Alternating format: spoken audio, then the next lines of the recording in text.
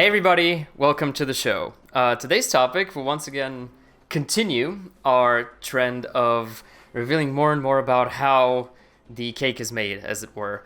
My two guests have massive experience in game production, and I figured why not shed some light on how we're approaching creating Ember Sword through a game production standpoint. Guests, of course, are Loren, who you're very familiar with. Say hi. Hey everyone. And a first-time guest of the podcast, Allan. Why don't you tell the good folks who you are and what you do on Ember Sword? Yep, hello everyone. My name is Allan Kirkeby, and I am a producer and helping project management and team management on Ember Sword. I have a background from the computer industry starting back in the 90s, where I was an executive producer in a game company. We did like 50 games of the medium-sized thing. And then I became the CEO at Unity Studios. And in the beginning, we also were involved with helping to build up the Unity technology. But later, we ended up working both inside the games industry and with major companies like Procter & Gamble outside of the industry on huge productions and so on. Nice. Cool. Well, succinct. I appreciate that. Before we get into the details on Ember Sword itself, I want to ask you guys what you consider game production, sort of a definition for the people out there. Okay, I can start. Game production is mostly project management, but then of course there's always this difference between, people confused between what you define as a producer in movies versus what you consider a producer in games. And there is sometimes both are used. Yeah, a bit of crossover. In movies it's more about money management and so on. In games it's a lot more with project management, in my opinion anyway. But then you also have like an executive producer who is more to do with money management and so on.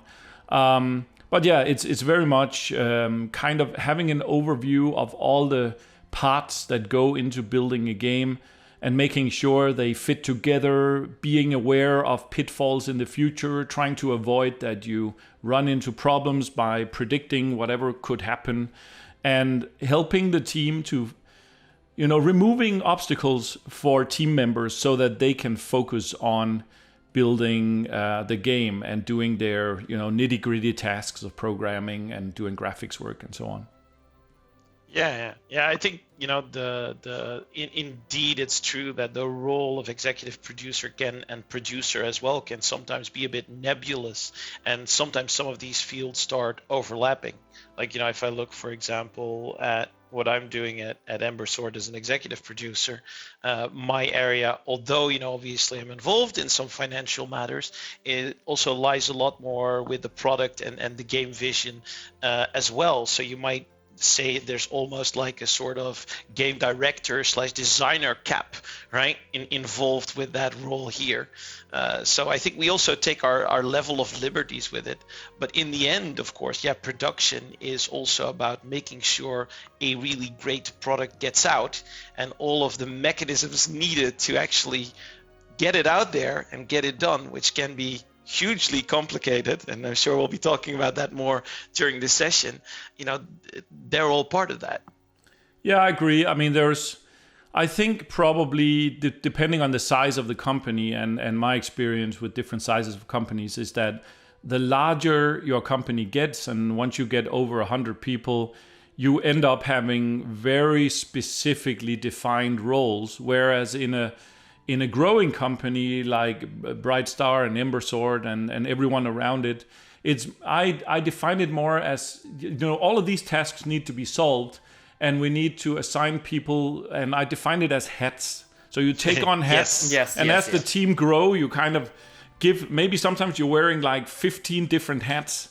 And as the team grows and you either can afford or we find a need for additional specialists, we then take off some of those generalist hats and put them on the specialists, and they take on those roles, and then everyone gets more and more specialized. But for now, I think it's a bit fluid, because if one of us or someone else on the team notices an issue, it needs to be dealt with by the one who has available hands at that time.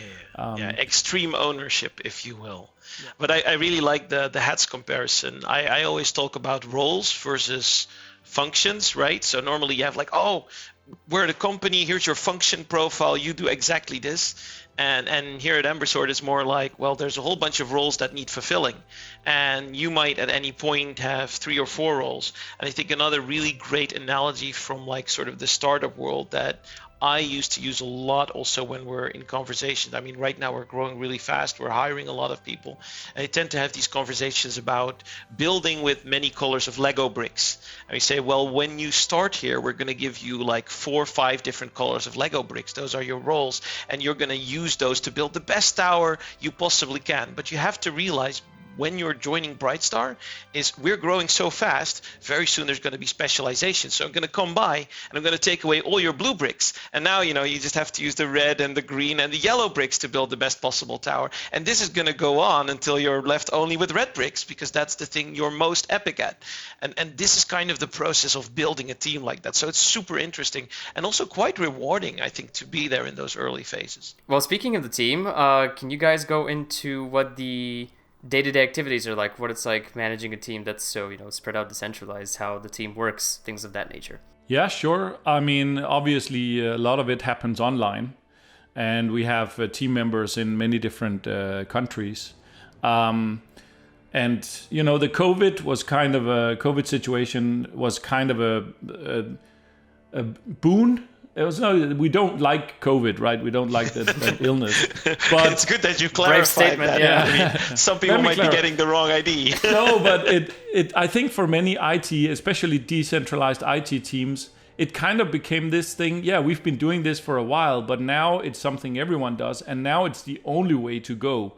And I think to be honest, when I joined initially, it was sometimes a bit frustrating that people were in different time zones. Obviously, I've worked with that my entire career, but it's always a bit frustrating when you have to wait for someone in the United States or in Australia to get out of bed, and you have to align meetings. But now with the COVID, that was just the way things were, and everyone was more willing to align with that. So that was kind of a long story to say that this is how we work. This is how we've always worked on the team, and I think it works quite well now, and we've become better over time at managing it.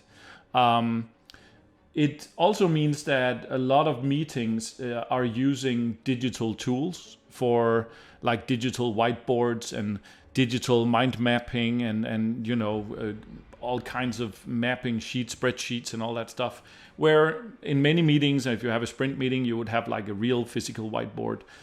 So that changes the dynamic a bit. But it's something we're coping with.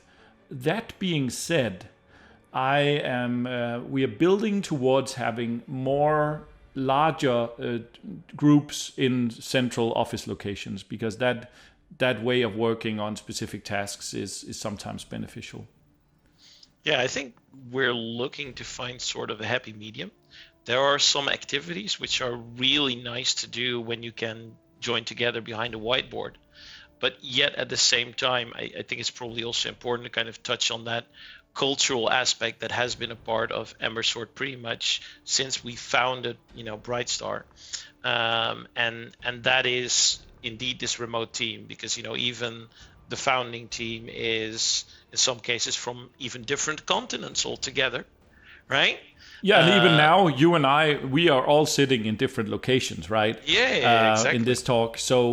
And this is I guess you could call it's the modern way of running a company, is that all this modern technology means that you don't have to be successful, you don't have to have everyone in the same office. Oh, I would almost say that it's becoming a criterion to not do that. Like if I rewind back, right, for me, it's maybe a little different, because when I was like 11 and I got into modding and total conversions, that was like I was age 12 and there was a team of 20 people and we were working together and no one was in the same location, and we built a total conversion for the Command & Conquer series that was like played by 3 million people, right? So for me, it's logical to do that.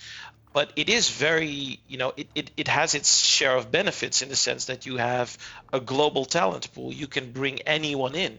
I mean, right now, obviously, we're ramping up really quickly. We brought in, actually, just now, we hired a good friend of mine, and he's in Hawaii. Right? Yeah. And yeah, it's Damien. And actually, the first game I worked on with Damien, he was 14 and I was 16. We're talking 20 years ago. And we can just bring that talent in and tap that, right?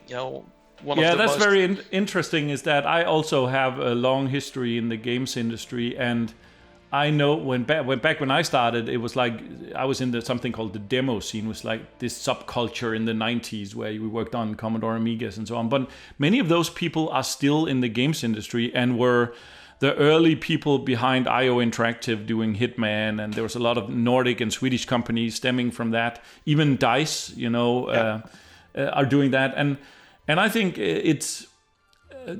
People back then had to travel abroad to live in that office, and I still think that's a good way to go. But I think being able to bring people together based on the enthusiasm for a game, and even though they are not able to move, makes it easier to find the right people for any given situation. Because that was a barrier before.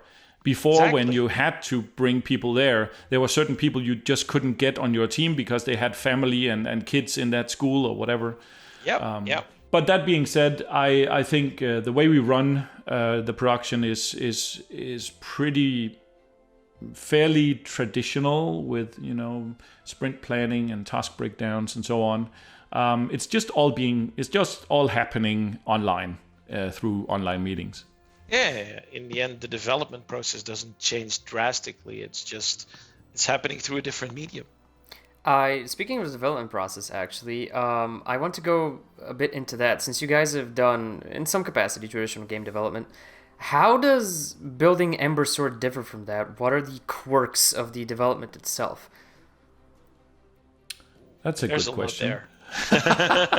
There's a lot to unpack. I mean, I think first of all, we probably have to realize we're building an MMORPG, and that, generally speaking, is already a different beast from most other game productions. I mean, when you're doing a regular game, right?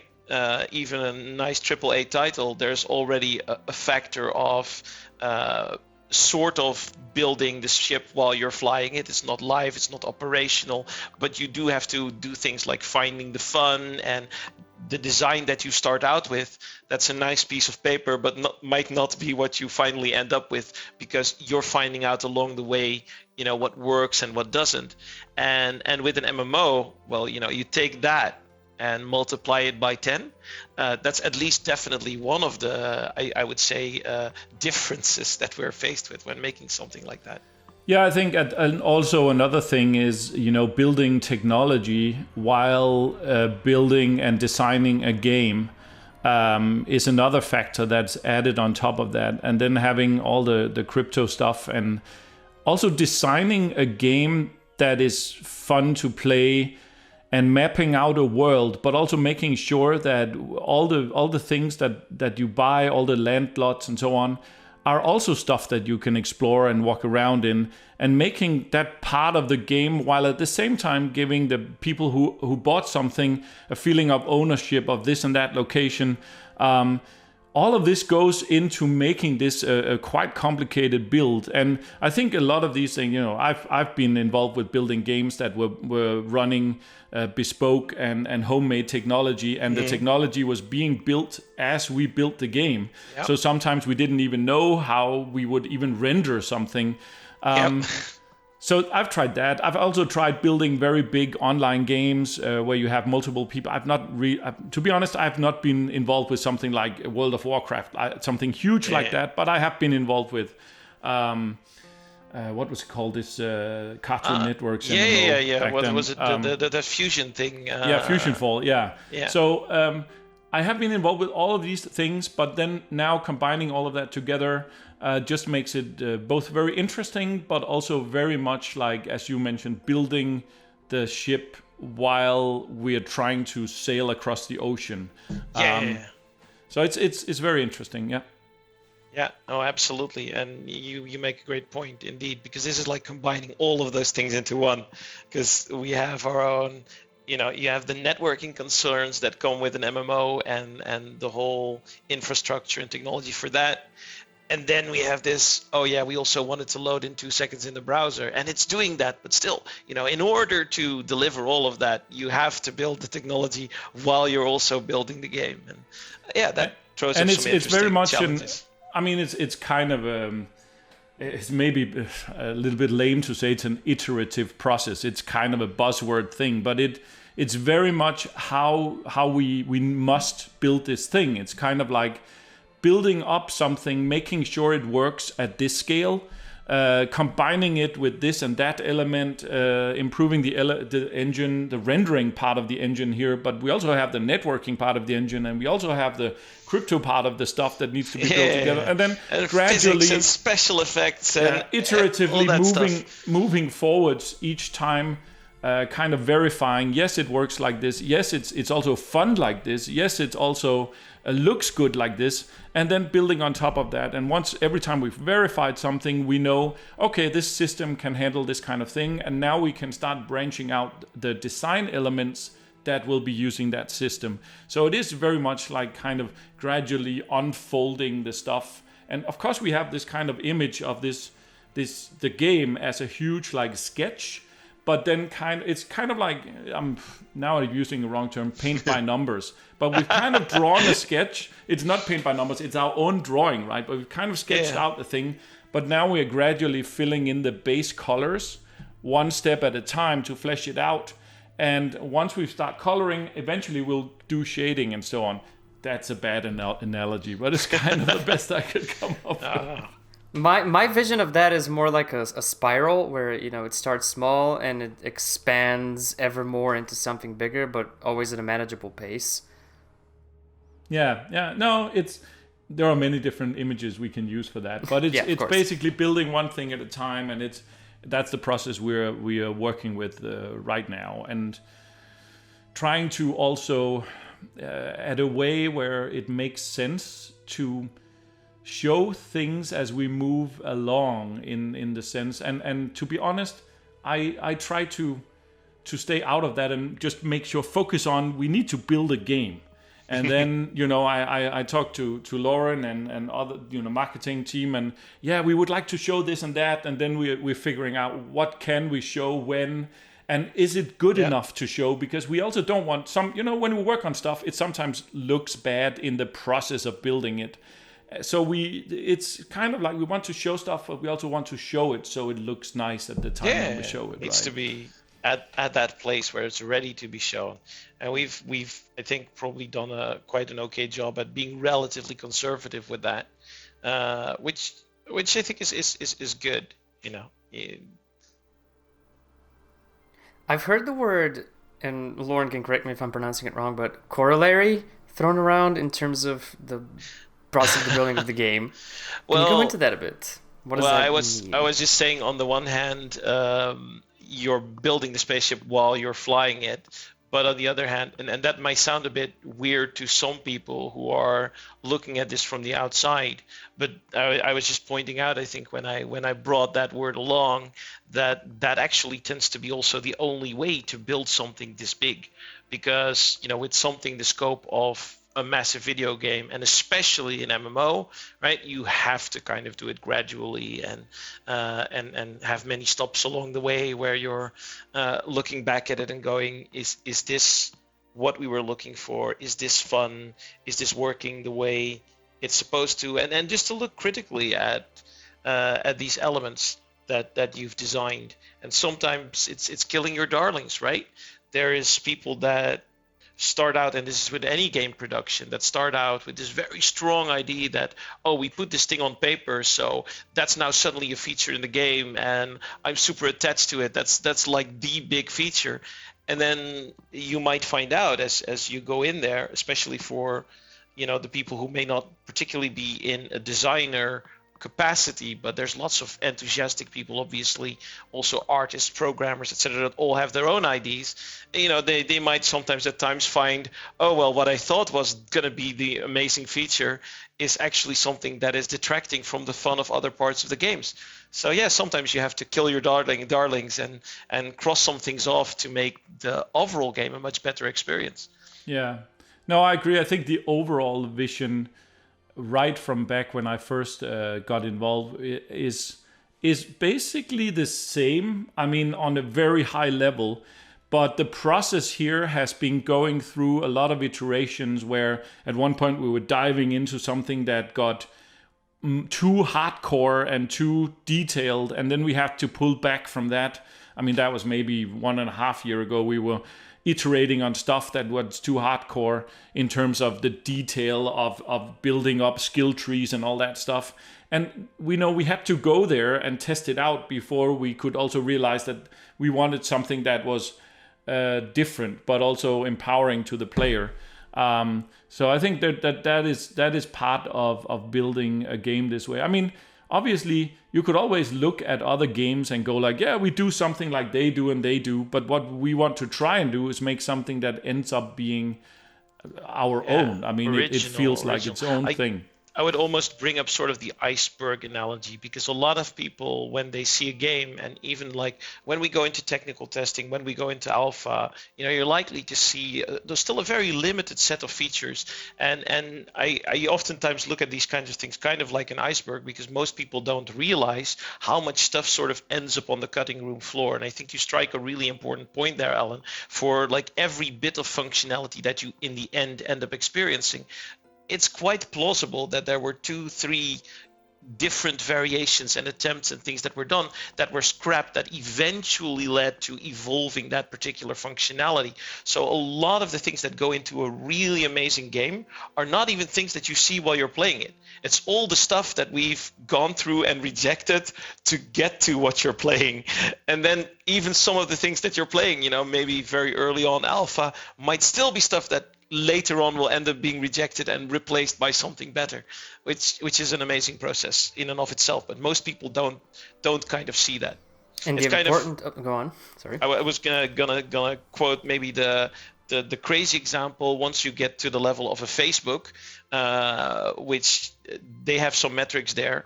If you look at the features that come out for Facebook in terms of new features, literally that's less than 1% of the new features they design and develop make it to actually be deployed towards living human beings outside of the Facebook team, right? This is one of those examples, and I think this is true for any such huge product that you're building.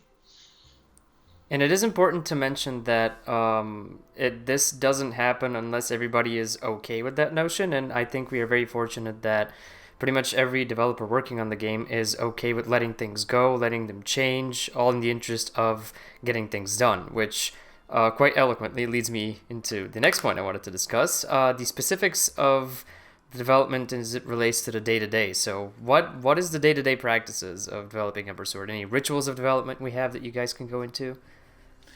Yeah, I think it's actually been changing back and forth depending on what phase we've been in.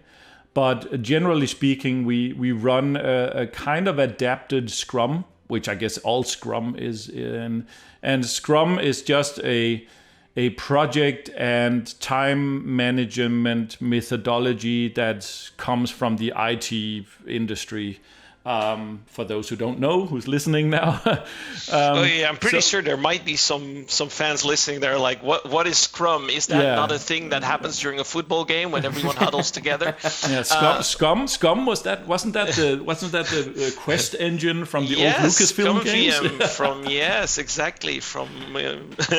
No, it originates from I think it's like a football kind of thing. Yes, exactly. Like, it's the Scrum where you get together. You huddle together as a team and you talk about what are we going to do now, and everyone gets hyped, and then we start doing stuff.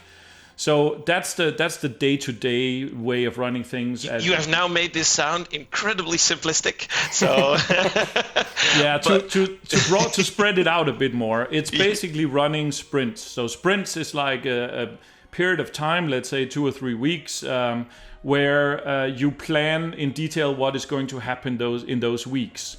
And then you have like initiate the sprint with a plan where we're going down to the individual person's work. Not at that time the individual person, but we basically break down a list of everything we need to do. And now we're getting into stuff that most gamers are not even aware is a thing. Exactly. They just see like a character running on the screen and they talk about the nice armor loot that they just got. But what we are looking at is we're looking at now you need to model that element and then you need to add a texture on it. And so all of these are broken down into tasks. And then we know that we need to build 5 shields during this sprint, or then we need to add like 5 swords and we need to have some different skins on those swords. And all of these are components that are built. And even by building them, they are not in the game. They are just built as assets that are put on the servers. Obviously, there's then another task for a programmer or a designer to add them into the game engine. And those tasks also need to be defined. And then we plan like a time budget for, let's say we have 20 people working, or depending on the size. This company has grown over time, right? So it gets more and more people.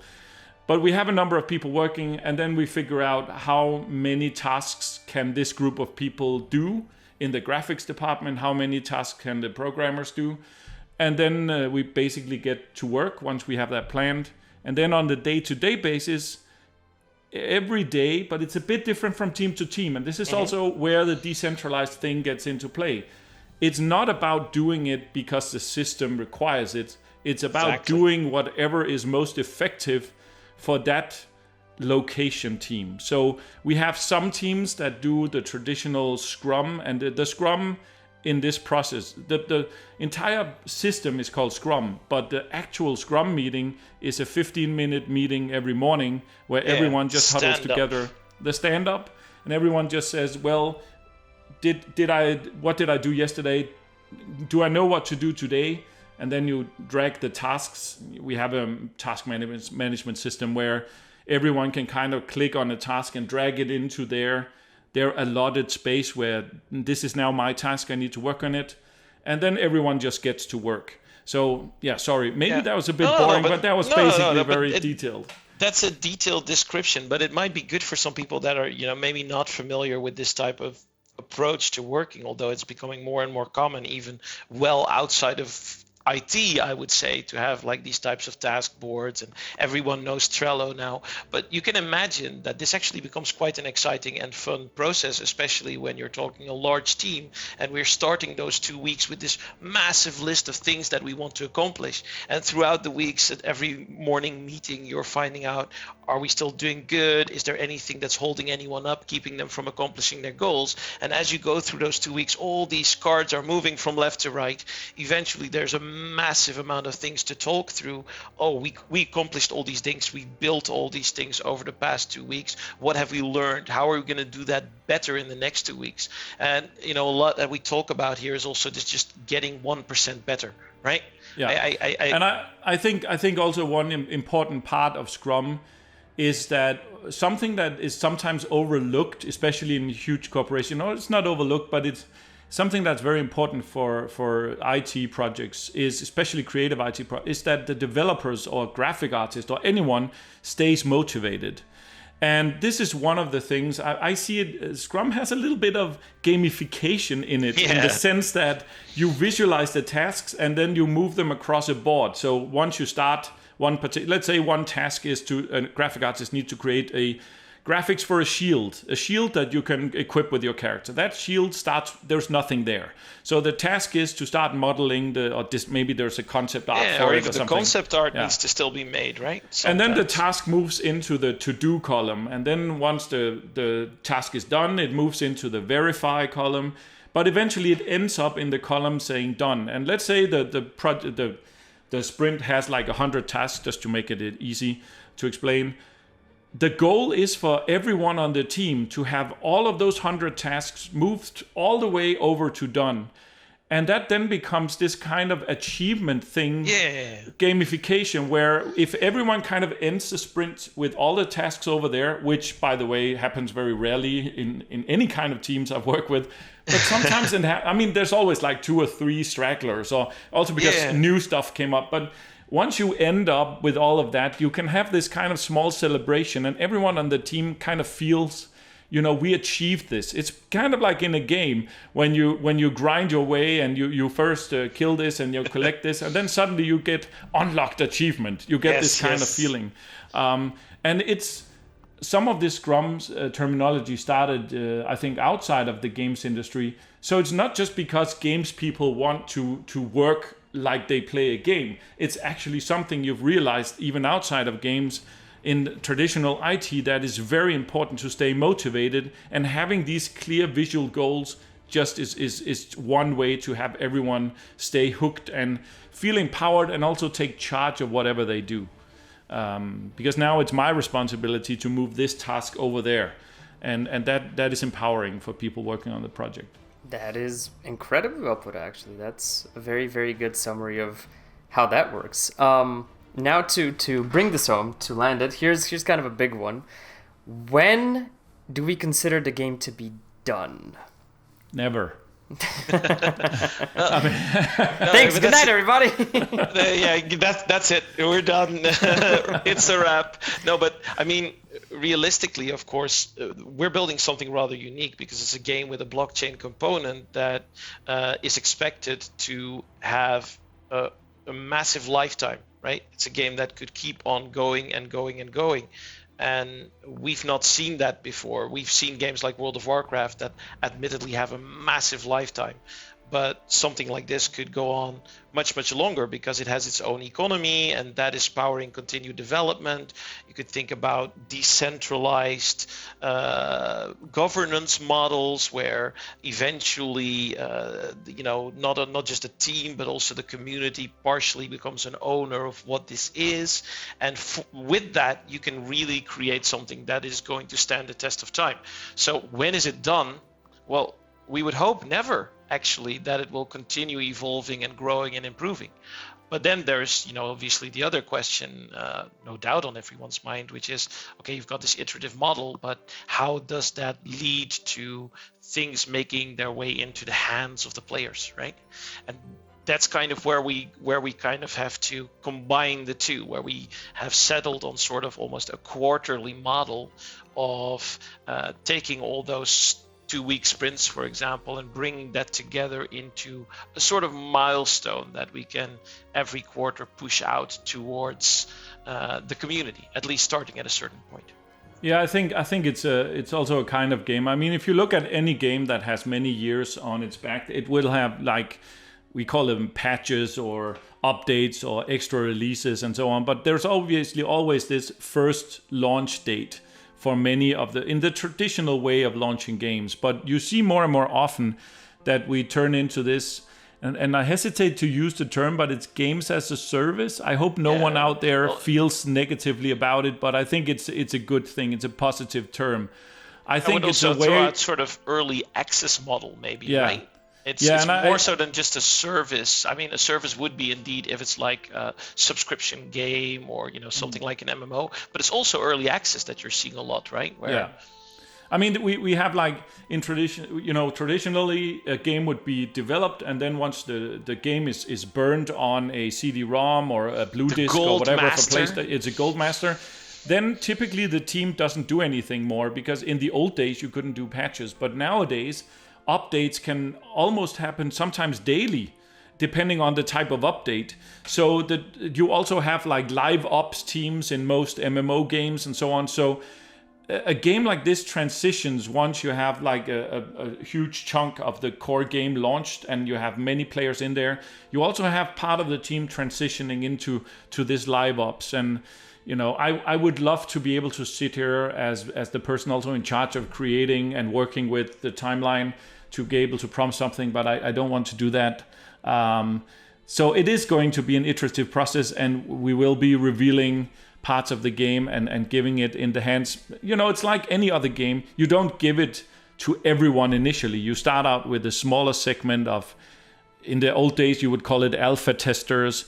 With our game, because we have people who have purchased land already, we might give chunks to a select number of people, and that is not to keep certain people out and put certain people in there.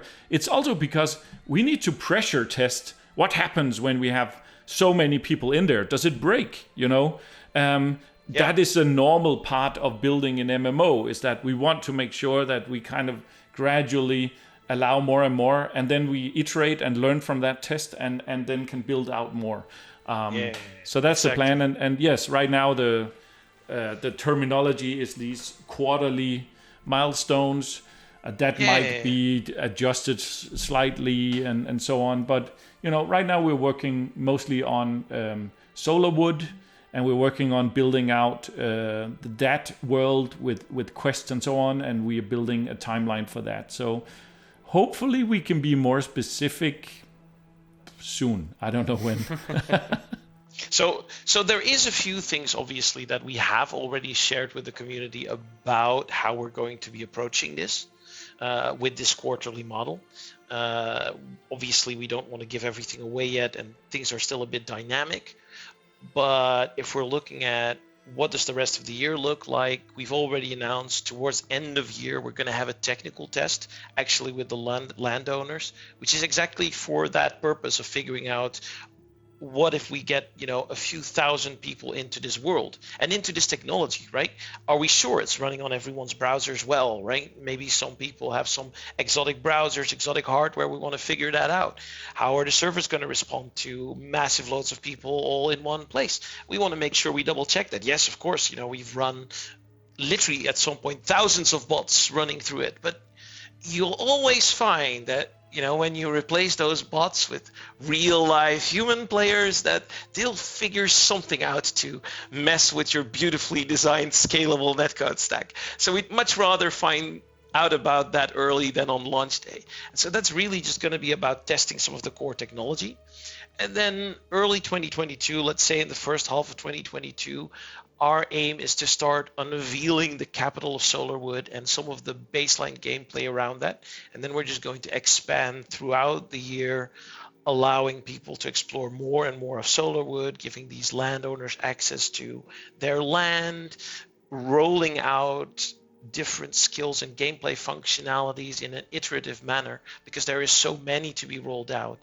And then presumably 2023 and onward, we'll start introducing more nations into the game, sort of just building out, taking the time that's needed to make these areas engaging, fun, interesting, rather than, let's say, trying to rush out everything. Because if you look at the size of the world of Ember Sword, just Solarwood alone is already an epic adventure. Mm-hmm.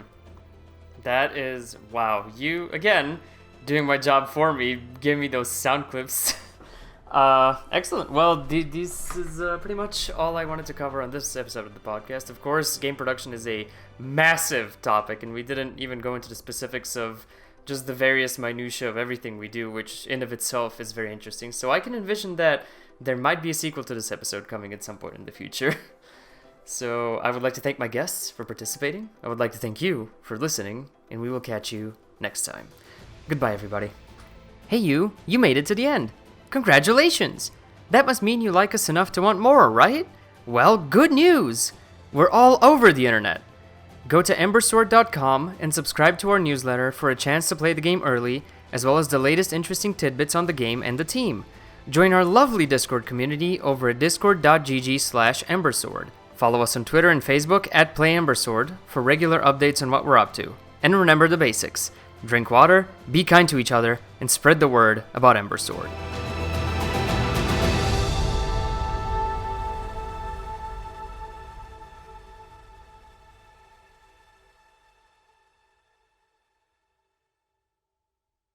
In your wireless headset, cool dude. Yes, it's very important, right? Must have range throughout the entire neighborhood. I will just, at some point, I'll be on one of your podcasts. I want you to go to the store. I will literally just go shopping. I'll be like, would you like anything else with that, sir? No, not right now, because I'm still talking to the community.